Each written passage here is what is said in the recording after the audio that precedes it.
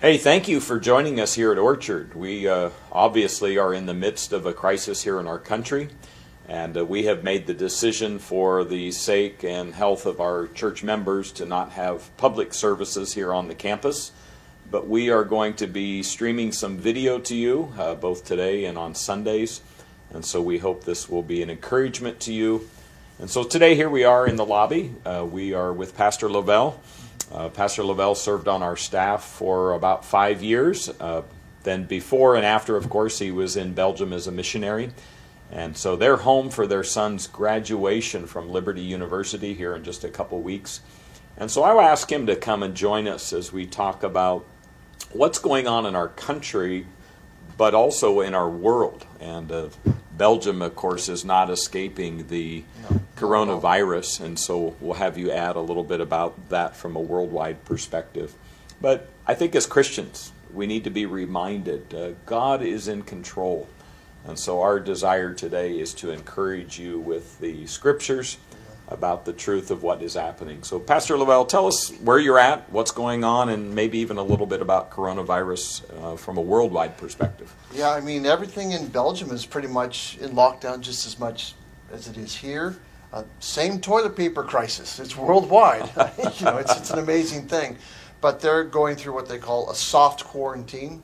It's not quite a hard quarantine. Hard quarantine would probably be martial law. But basically all the food industry is shut down. All the schools are shut down. Everything is just in a very limited capacity until Easter. So they've at least picked an end game of that. So our Bible study group, they're basically connecting via Skype to continue with the Bible study, so that's a good thing. One of the upswings to all of this is that it's forcing people to come a little forward with their technology, right, and how to communicate with each other. So yeah, that's a great thing. It is, and we'll come back to that about churches, something that we maybe should have been doing already or at least further along, and so this gives us a great opportunity. Yeah. Let's spend just a minute talking about kind of the current situation.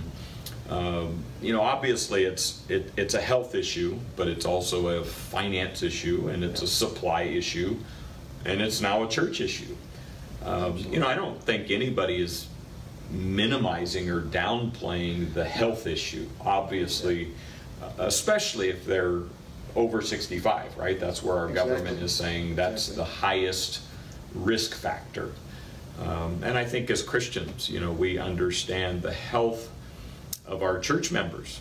This wasn't just a decision that, the government said this, so we're not going to have church because of that. No, this is an issue of our members, our family, and a lot of them that have health issues already. Obviously, they're at a higher risk. So I think kind of when it all's said and done, family is what we're after, and we try to protect our family. So what's your take on, kind of the fear factor of supplies? I mean, we had dinner last night and we kind of laughed, but I think under our laugh there might be a little bit of fear of what if we can't get supplies? Yeah, I mean, the night before last we went to the store to get toilet paper, and the lady said, "Nah, we're out, but come back at 10 o'clock when the stockers stock, and we'll slip you one."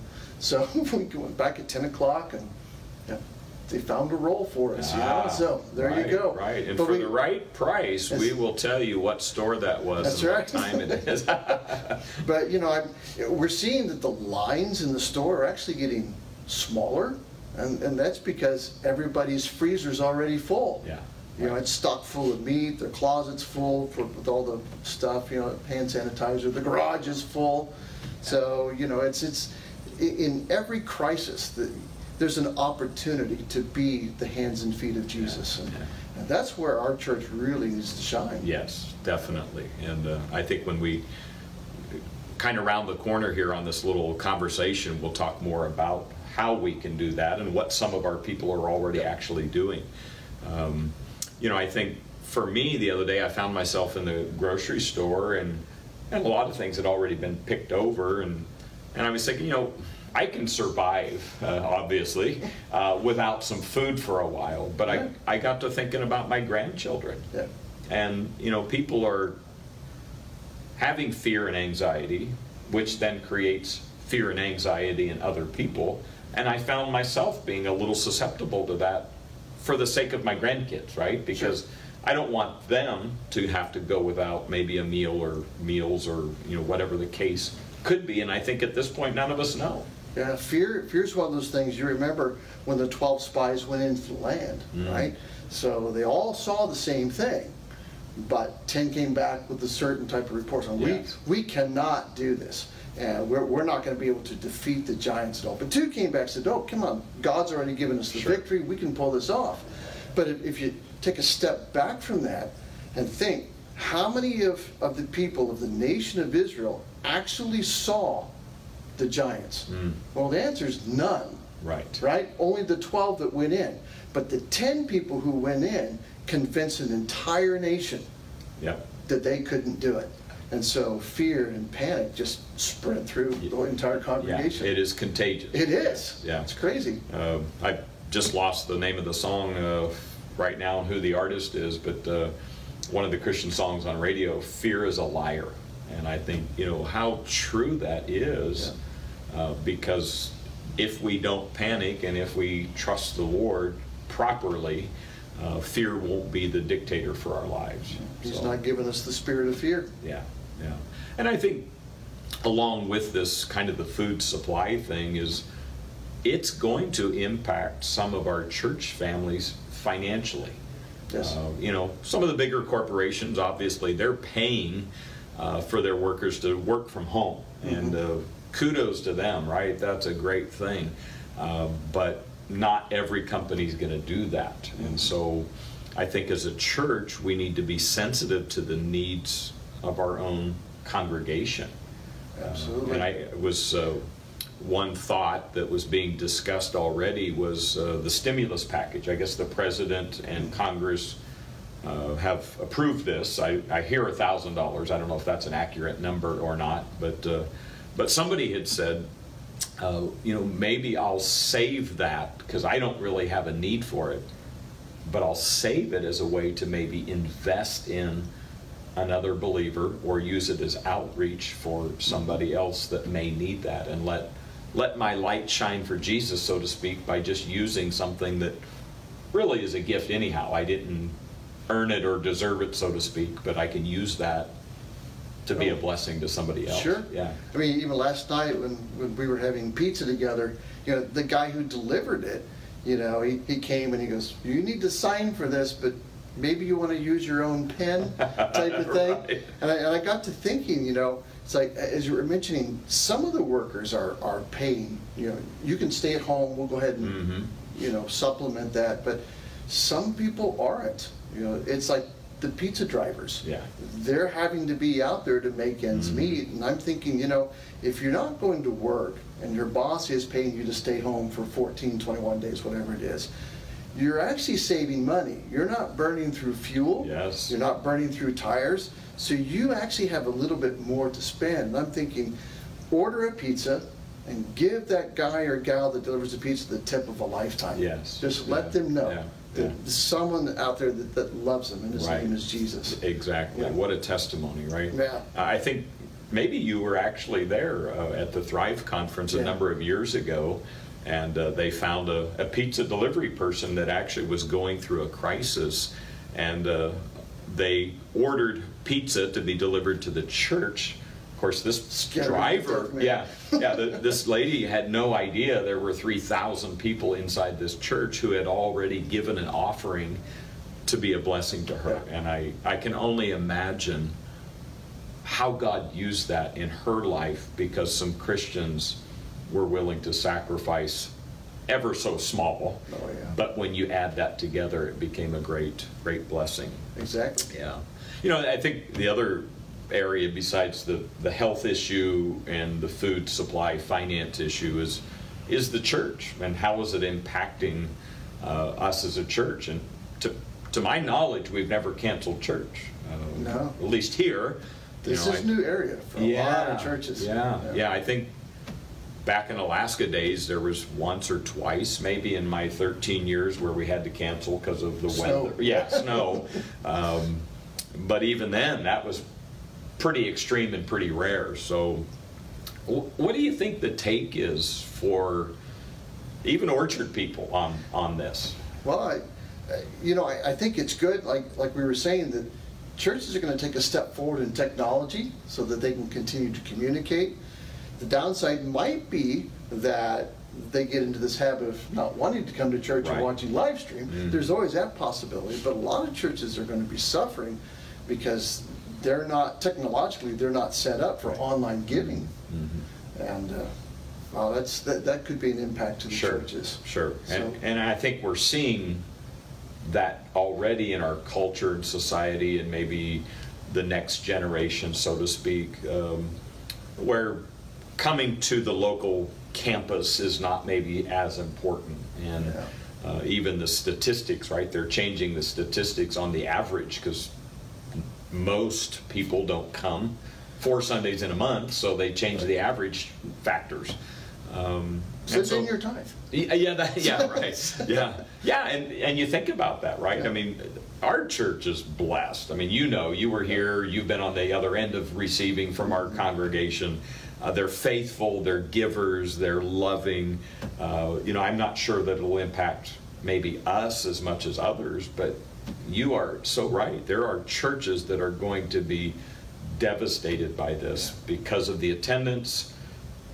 Do they return, and will they give during that time? Because and many congregations are that 65 plus, and they're not set up at home to do live stream. They, go to the Apple app.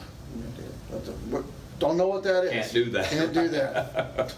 They don't have a cell phone. Sure. And pastor friends of mine that they literally month to month don't know whether they're going to get a paycheck because the church votes to pay the utility bill that month instead of paying the pastor. And so those churches, I think, are really going to struggle. And I'm sure you have friends that have churches similar to that as well. Exactly. It's a domino effect. Yeah. We don't know the consequences of it, but God is still good. Yes. So faithful all through that. And I think, again, we view crisis and problems and difficulties through American glasses. But our brothers and sisters in Christ around the world are being impacted by this same coronavirus, and they're having to live out their faith and be a witness for Christ under the same circumstances, or in more cases probably worse scenarios, because they don't have the federal government protections, all the things, or the medical facilities exactly to deal with it. And so I think, be reminded, this is not an American problem. This is a worldwide problem. And Christians have a responsibility to handle it godly and according to God's Word, despite that. So you mentioned the social media aspect, and obviously you and your boys are far more advanced than me in that area. But what are some things or ways that Christians who are at home can use social media to be a light, to be an encouragement during this time? Sure. Well, just because we can't come to church doesn't mean we need to stop studying. So things that you see in your Bible, put that out there. Put it on a post. And, things that are encouraging to you could be encouraging to someone else. But also, I'm all for, hey, let's make a stockpile list of what we have in the house. I have a half a bottle of sanitizer, or an extra roll of toilet paper, whatever it is. Make a list, put that on social media, and someone can say, hey, I don't have that. Yes. Yeah. Well, I'm willing to give you that because I'm willing to share. Even if I only have one bottle, I'll share half of it with you. And if you're in worse shape than I am, here, you have it. Exactly. Take the whole thing. I mean, if you're down to 3 squares, let people know. Because the thing is that God supplies our needs, but He supplies it 9 times out of 10 through people. And it's not like He rains everything down from heaven like manna, right? In order for people to meet a need, they have to know of the need, and that's one of the hardest things for us, is to say, hey, I need help. Right. I mean, we're born needing help. And as we get to our sunset years, we need help, but somewhere in between those, the birth and the death, we don't need help. Yeah. And it's really hard for us to say, I need help. Right. And so social media can be that tool Sure. to say, hey, we're out of fresh meat, we're out of diapers, whatever it is for young families, can anybody respond? And it's the church that should say, absolutely, you can help. Right. Right. And I think, pride is the problem there, right? So, and of course, the Bible deals with our pride issues a lot. But, the book of Acts, right? They had all things in common. Yeah. The first century Christians under persecution in Rome, probably were worse off than we are in our current situation, at least today. And that's exactly what they were doing, right? They didn't have the benefit of social media to say, hey, I have extra whatever. No. But they shared with each other. They did. I mean, they even went and sold properties and homes and put it in this big pot, divided it equally so that nobody had a lack. Yes. And I think, honestly, this is a place where each of us can look at what we have, because we may not even be a hoarder stocking up, so to speak, but we do have extra for whatever reason. A birthday party got canceled, or there was a special and I bought extra. And if you don't feel comfortable maybe putting it out there, I mean, if you want to bring it by the church, we can hold it, reserve it, and then obviously distribute it to those that have the need. So yeah, we really want to encourage you on that. And I think, kind of coming back to, because Sunday's my favorite day of the week, right? I mean, as a pastor, teaching, preaching, the fellowship, the worship through the music, I mean, that is my highlight, above everything else. But I think at times we get wrapped up with, well, if I can't be at church, then there is no church. And I think Christianity is far more than coming inside four walls. It's being the church to the lost world that's around us. I think sometimes we get caught up in and I know the work week can be tough, but sometimes we come in with the attitude of, okay, God, what do you have for me? Just pump me up. When, really the attitude for coming to church is not to get, but to give. And I'm not talking about the tithes and offerings. That's only a part of it. But Lord, strategically place me next to someone who's discouraged. Let me be an encouragement to someone today.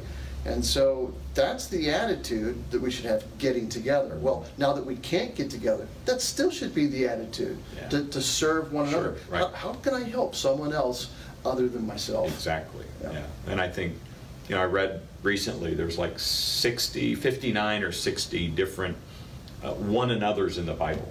And I think what a perfect time for us to Google one another's and look at those scriptures and see how I can be the church outside the walls. So I think maybe just a couple weeks ago at church I used the illustration of the pep rally. Remember the old high school pep rallies? And they're fun. They're the rah, rah, rah, cheer you up, get your adrenaline going. But there's no trophies at the end of the year for pep rallies. No. You have to get in the game, and you have to win the game. And I think, right now we have to look at church that way. It's the cheer me up, lift me up, encourage me. But the game really is out there. It's being a Christian to my neighbor who's struggling with fear or anxiety or doesn't have enough supplies. And how can I live my faith out for them? So I really want to challenge everybody on that. Absolutely. We were saying that Sunday where, helping others is actually a deterrent to being discouraged because your focus is no longer on yourself. So it's absolutely essential. Sure. Let's kind of turn the tide a little bit, and talk about God's sovereignty. We kind of use providence and sovereignty interchangeably, and I think you could split hairs on that, but I think the bottom line is God's in control. Yes. I think it was J. Vernon McGee, maybe, the old radio preacher that used to say, God's still on the throne and prayer changes things. And I was reminded of that again this morning, thinking about this. I looked up a quote, I think it was John Piper said, God's sovereignty is his right and power to do all that he decides to do. Wow. Yeah. And, you know, we like that when it's something good. You just got a pay raise, right? God's sovereign. Well, even during coronavirus, death, God is sovereign. Still good. Yeah. I put a couple verses in here. Job 42, verse 2. I know that you can do all things and that no purpose of yours will be thwarted. Isaiah 46, verse 10. I will accomplish all of my purpose. That's God's words. I will accomplish all of my purpose. And then a verse that has meant a lot to Terry and I over the years, just with medical problems with our son or life disasters. Isaiah 55, verse 8 and 9. For my ways are not your ways, declares the Lord. For as the heavens are higher than the earth, so are my ways higher than your ways, and my thoughts higher than your thoughts. Mm-hmm. And I fully don't understand this, and I don't get, you know, how does God use something negative for the positive? And yet we understand from a biblical standpoint, God's in control and he's sovereign, and there is a purpose and a plan in this. That's right. Yeah, Psalms makes it abundantly clear. Give thanks to the Lord, for he is good. Yeah, his mercy endures forever, but there's no other reason. Right. Give thanks, for he is good. For he is good. We don't see the good in the situation, but I'm telling you, it will be. It will. It will drive people to God. Sure. You remember 9/11? Yeah. Churches were packed, people's lives were impacted, people were saved, and God uses some of those natural disasters and other things, and just to bring people to him. Yeah. I was given a book this week. We had a funeral, and one of the family members that lives in Southern California was telling me about a book, and I was kind of curious about it, and so next thing I know, he went out in his car and had an extra copy, and he gave it to me. But the book was written by a lost, unsaved sociology professor. But he did a research on the rise of Christianity. And he documented from the very first century the times in history where Christianity really thrived. And every single time it was during the difficulties, the persecution of Rome, the plagues, the wars, the crisis, you know, the 9/11s. And over again, he documents the reality that Christianity thrives. And the reason is because Christians would live out the Bible to their lost neighbor or unsaved co-worker, and they would help them, or they would go in and to leper colonies or wherever the crisis was. They would go there and be the hands and feet of Jesus. And after the crisis, people remembered that, and they would come to Christianity because of the way Christians handled the crisis. And I think this is the perfect chance. Well, you remember in Acts when, you know, Paul was really consenting to the stoning of Stephen. And from that, people got scared of Saul, and people just scattered all over. But when they scattered, they took the gospel with them. And you fast forward, Acts 19 tells us that in the span of 2 years, all of Asia had heard the gospel. They never would have heard the gospel had the threatenings taken them into other parts of the world because of fear. Sure. They took the gospel with them. Took the gospel with them. Yeah. I'm actually reading a book even this morning about evangelism, and that was part of the book actually, that even from today. But you know, this is a time to tell our story. And if you know Jesus as your Savior, you have a story. What was your life like before Christ? How did you come to Jesus? And what has your life been like since knowing Jesus? And let me tell you, people like a story, and they will listen. They will. You know, it's amazing. The guy was watching a little video, and a guy said he would do it on the elevator.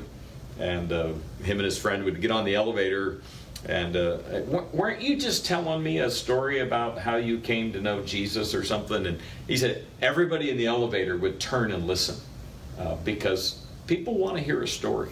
Yeah. And you have a story, I have a story, we all have a story in Christ to tell. And so let's not lose this opportunity when people are more receptive, I think, to the truth. Yeah, Absolutely. yeah.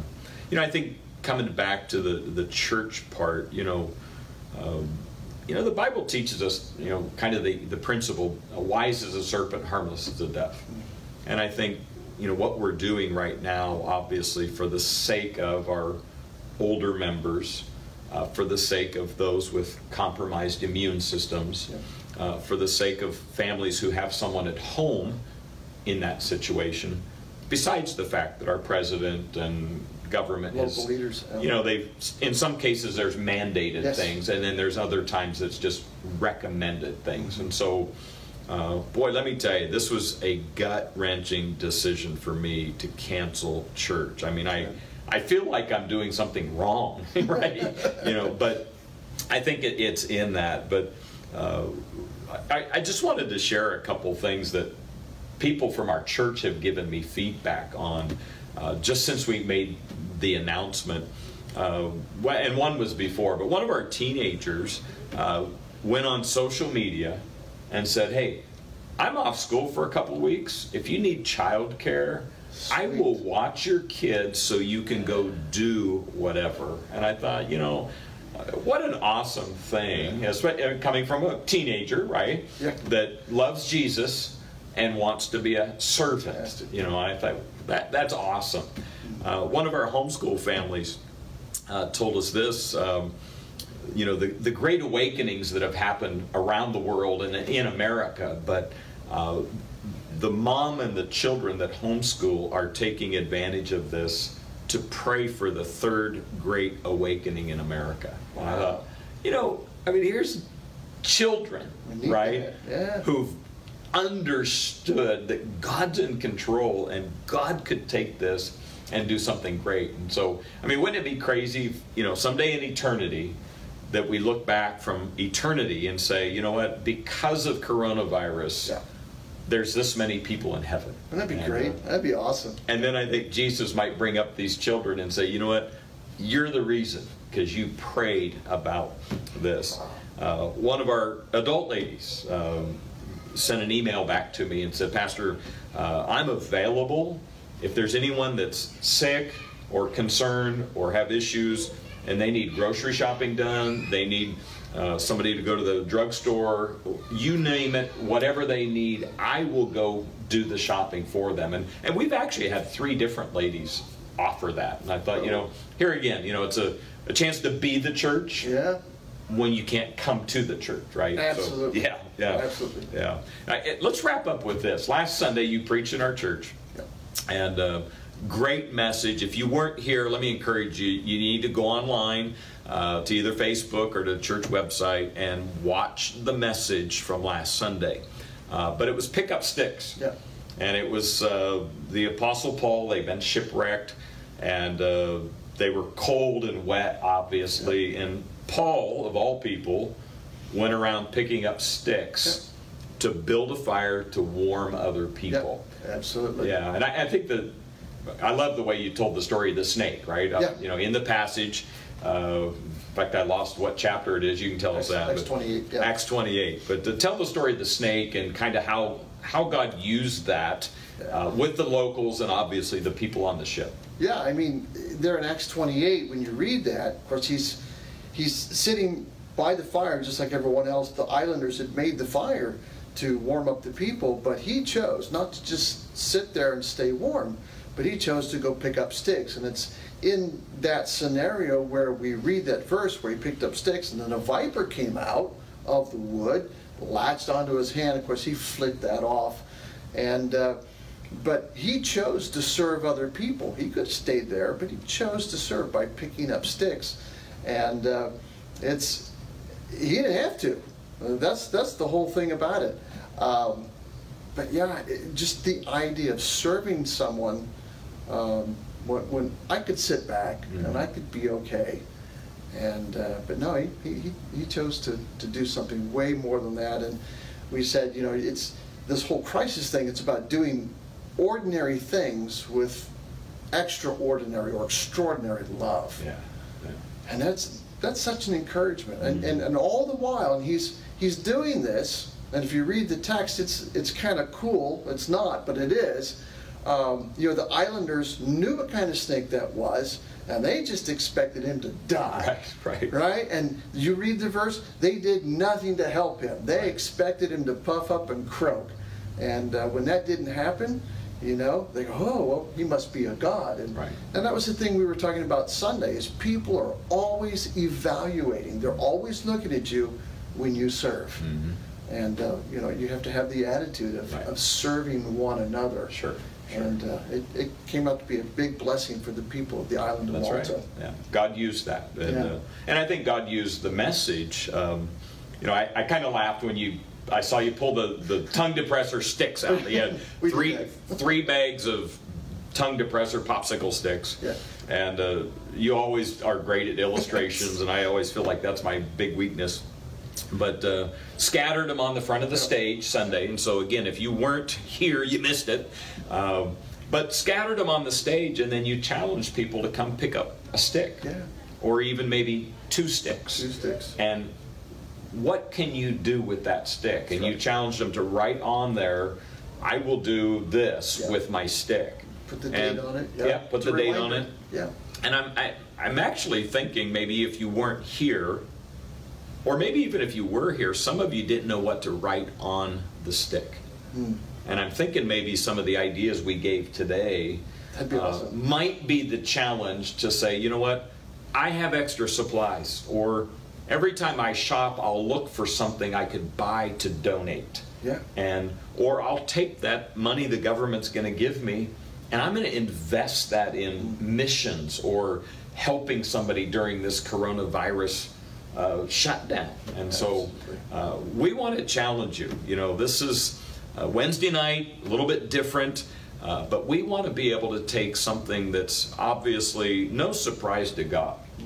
None at all. He knew exactly what was happening and how it will turn out. I think the issue is for us.